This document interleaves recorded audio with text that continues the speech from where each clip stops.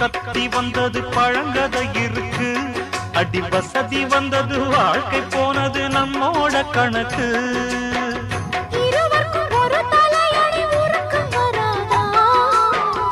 இருக்கட்டும் இவனுக்கும் அந்த நினைப்பு வராதா? உடல் மறந்து சுகம் மறந்து உறவாடும் நேரம் வராதா? ரெக்க கட்டி பறக்கு தட்டி அண்ணாமல்ல சைக்கிள் ஆசைப்பட்டு ஏறிக்கிட்டேன் ஐயாவோட பைக்கில். தோள கட்டி பிடிக்கையிலே என்ன சுகம் கண்ணம்மா.